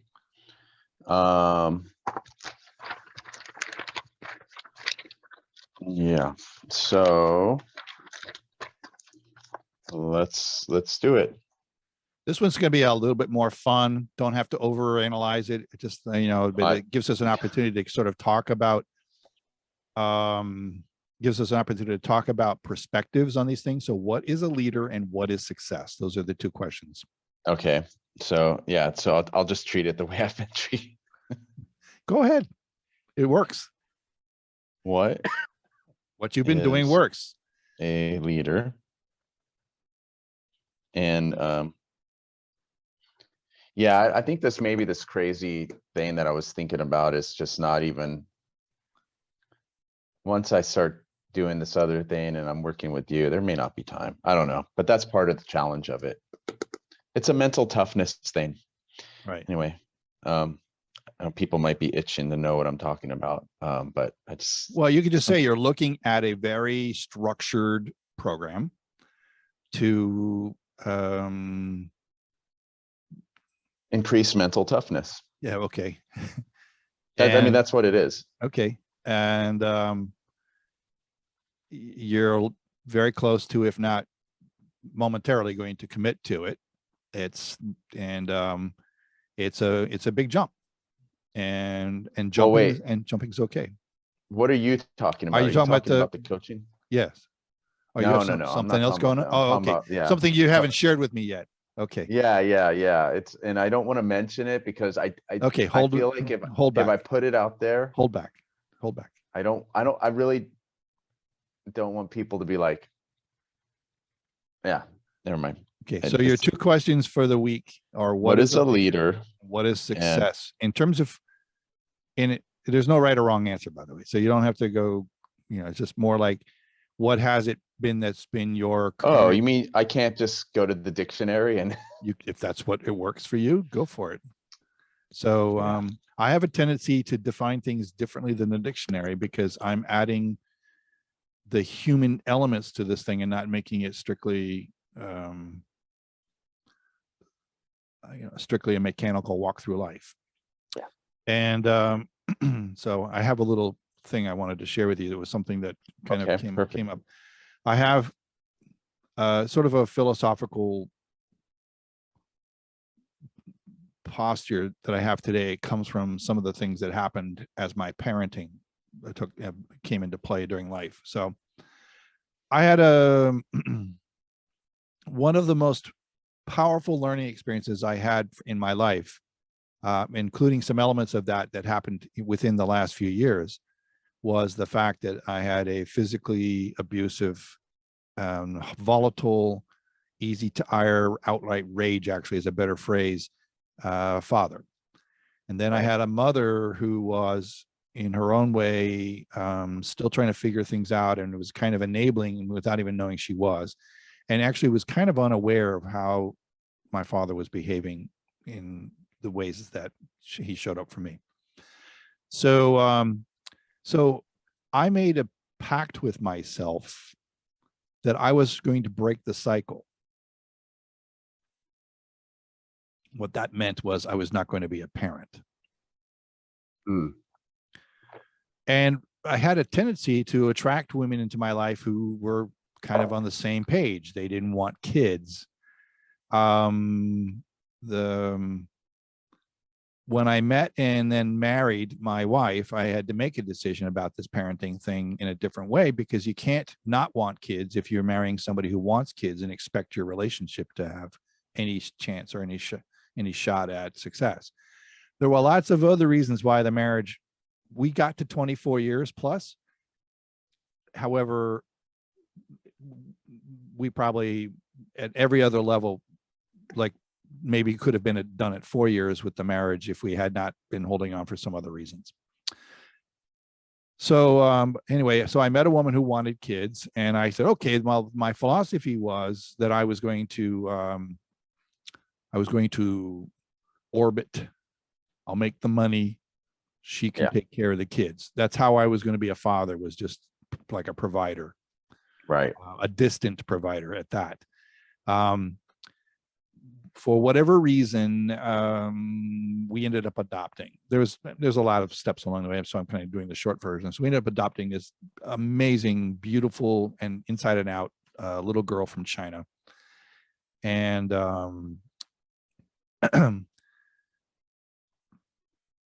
there are so many other aspects to the story that I could tell. However, I just want to kind of focus on the ideas, is that once she was in my arms, in fact, I beat her when we went to the adoption government center in China. I beat my wife to pick her up. I don't mean I beat her. I mean, I raced her. I raced her to pick up my daughter before she could. There's something changed. And when I held her in my arms, there was this flip of the universe, like there was actually an audible pop in my left ear. There was this flip of the universe where I suddenly felt like I was no longer the center of the universe. Now I've defined myself as a narcissist, right?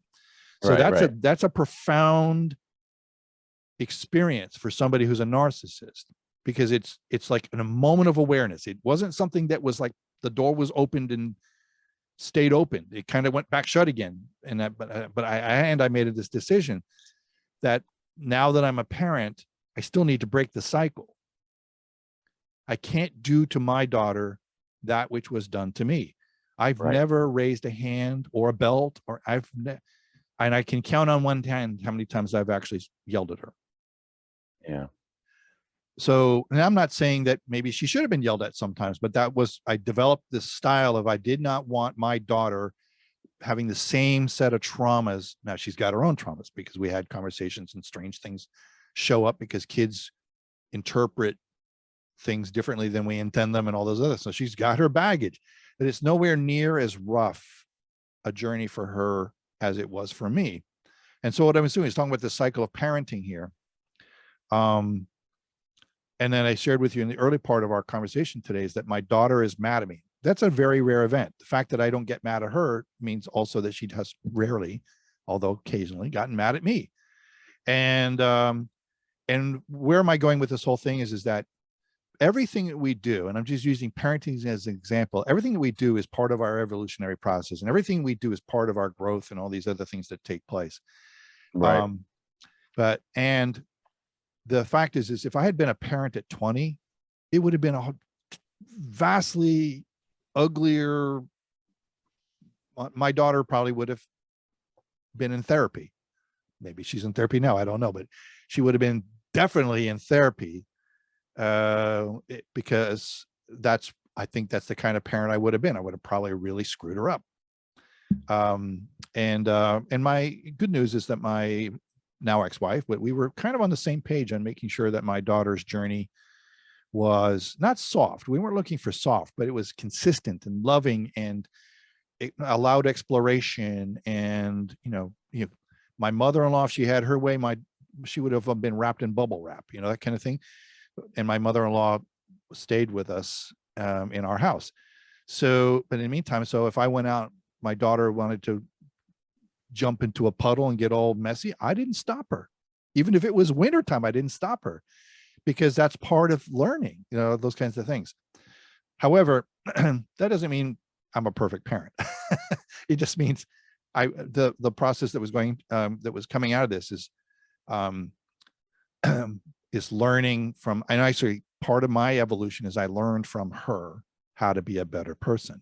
And it was some of these, or the door opening things, and the door kept opening longer and wider and allowed for my personal evolution and to take place in a very dramatic way. And in fact, much of my being able to declare myself a former narcissist has to do with how much growth has taken place in just the last decade and less.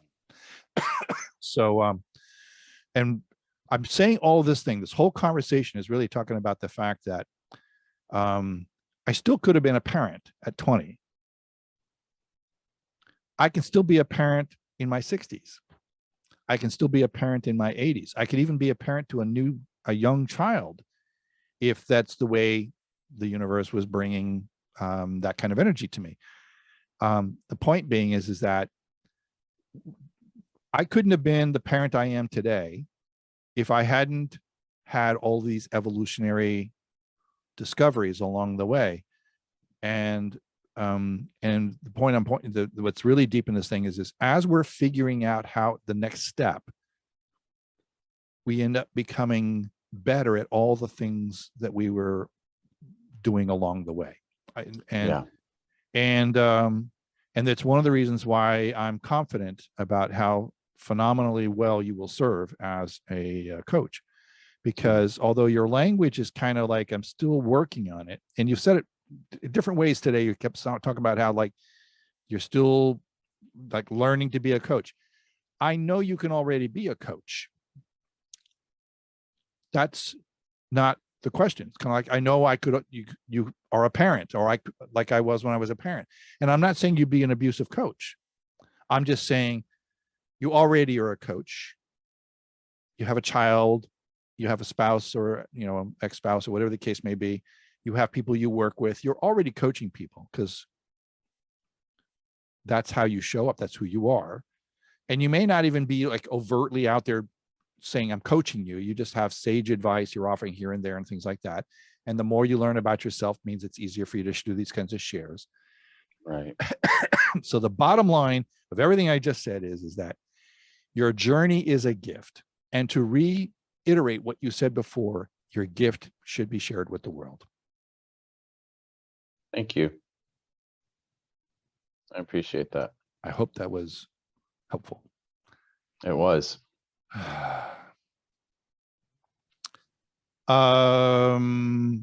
Okay, well, we'll connect during the week and talk about technology, so to speak, and do stuff with YouTube and all that other stuff. And we'll record that and show.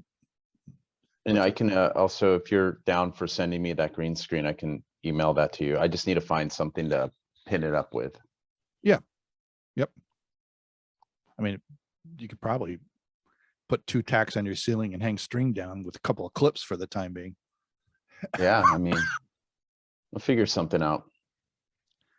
Okay. Anything else I can do for you today?